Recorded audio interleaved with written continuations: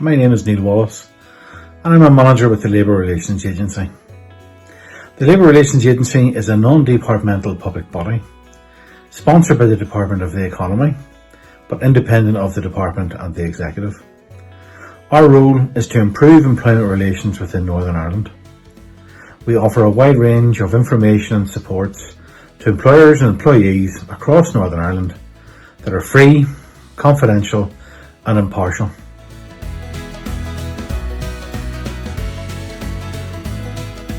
Can employees ask or demand to work from home? Employees may ask that they want to work from home, and this could be considered as a flexible working request. An employer can accept and let them work from home if they feel that's appropriate. But if it's not, the employee could ask for a flexible working request. This would be covered under the Employment Rights Order 1996 for Northern Ireland, and it's the right for the employee to request flexible working. It's not a right for them to get it, it's a right for it to be considered by the employer. The Labour Relations Agency has a guide on our website about this. It's quite comprehensive and it's a useful piece of information to go to. The right to request and then the right of that request to be considered by the employer is covered within that document. There are a few other aspects in terms of eligibility for this that are all explained within our text.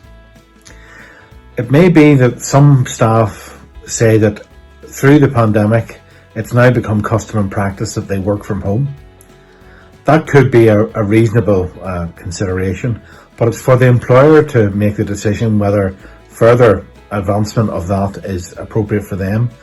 And at that point, the employer may decide that yes, flexible working for this particular employee is working, has worked in the past and continue into the future.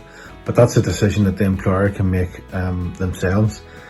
Key to this would be good discussion between the employee and the employer to try and work out the best solution for everybody involved.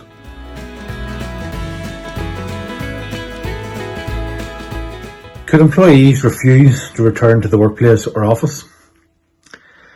Employers are able to ask their staff to undertake reasonable requests. And a reasonable request may be that they return to the office after a period of working from home. If it's refused by the employees, it's possible that they could be subject to disciplinary action by the employer, depending on the policy that surrounds this. However, the employees, when they refuse to return to the workplace, may have legitimate concerns about doing so. These could be health and safety concerns. And it's important that the employer tries to address these with the staff through discussion with them. That may be directly one-to-one, or if the employer has a trade union that's recognised, through the trade union representatives. There could be other aspects such as personal susceptibility to COVID, or in other words, medical information that is not fully clarified with the employee, and discussion can really alleviate those issues as well.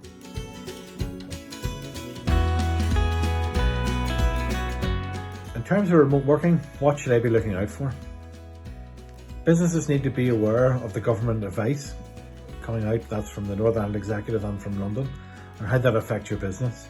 Usually these relate to how the COVID pandemic is progressing and what steps the government are taking to support businesses. And it's important to understand what effect that will have on your business. Another consideration may be the health and safety aspect of the workplace. The duty here is that the employer produces a workplace that's safe to work in. So some information can be gained from the Health and Safety Executive, but are the appropriate assessments have been taking place within the workplace? And is it safe for staff to return to the workplace where appropriate? Other considerations may be the health of employees. Some staff may be particularly susceptible to the virus and may need additional support. It's important to keep the communication lines here open and have a frank and honest discussion with them about either returning to the workplace or remaining remotely.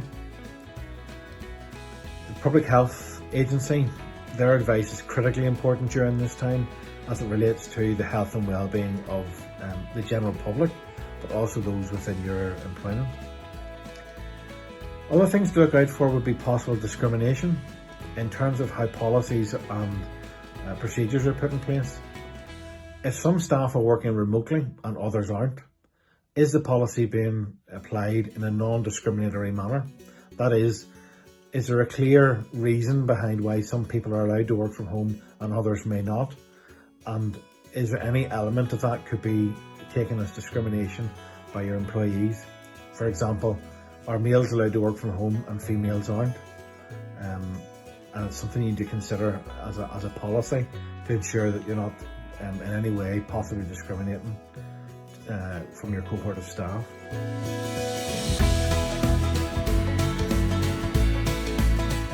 When it comes to remote working, what health and safety aspects should I be considering?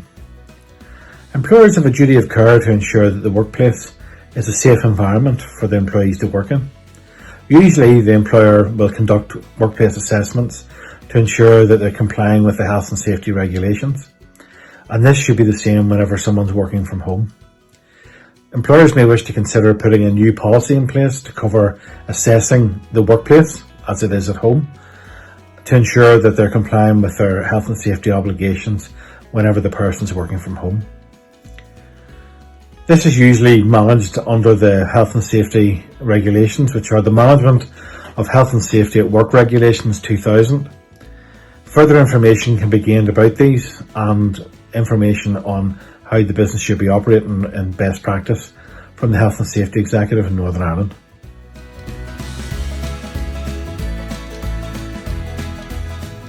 If a disagreement occurs, how do I handle it? You may make a decision about where an employee works, and that may be in the workplace or at home, and this may result in a disagreement between the employee. It's important to speak with the employee and understand what their concerns are and what is their resistance to coming back to the office. This may be on a one-to-one basis if it's an individual, and it's important to listen to them and understand their concerns and try and find a solution. If you have a recognised trade union within the business, you can contact the trade union representatives and have a discussion with them on a collective basis and try and alleviate the concerns and make a pathway through that way. Always look for alternatives and maybe creative solutions, such as leave, or special types of leave if that's appropriate to the business, or could always consider furlough in terms of putting someone on the furlough scheme for a period of time to alleviate their concerns if that's something the business wishes to consider.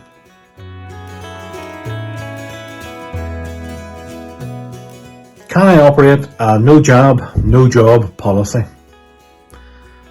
Some employers may wish to ensure that their staff are inoculated against the coronavirus and that every staff member has had a vaccination.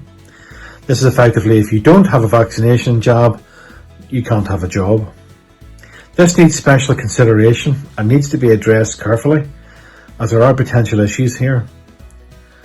Whilst the vaccination programme is rolling out, it's important that as many people within the population get vaccinated as possible.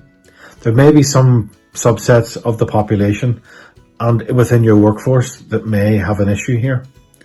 There could be health reasons why they won't take the vaccination, or could be advised not to take the vaccination due to their health condition. There could be other aspects such as religious reasons coming into play, where it's against that person's religious beliefs to take a vaccination. These potential areas could lead to discrimination issues and need to be thought through carefully in terms of having a blanket policy for all staff to either have a jab or not. So think about the consequences of bringing that in as a blanket policy and the potential discrimination elements that may arise.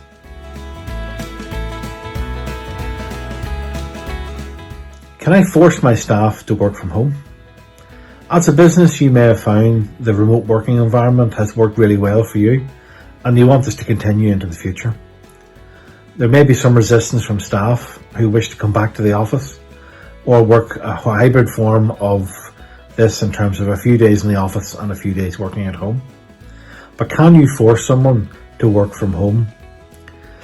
There may be aspects of their contract of employment that include a mobility clause, and this may be an avenue to look at in terms of asking them to work from home, but that requires a little bit of advice, and we would advise getting some information and advice on the employment contract and whether it's appropriate to use the mobility clause that way. The other thing to think about here is a reasonable request. Employers can ask their staff or employees to do things that are reasonable. Is it a reasonable request that they work from home? If it's the case that the employees involved refuse the reasonable request, it may be that they could be subject to disciplinary action depending on the policy of the employer in terms of your discipline and grievance policy. So it's just something to consider in terms of how reasonable is the request for you to ask them to work from home.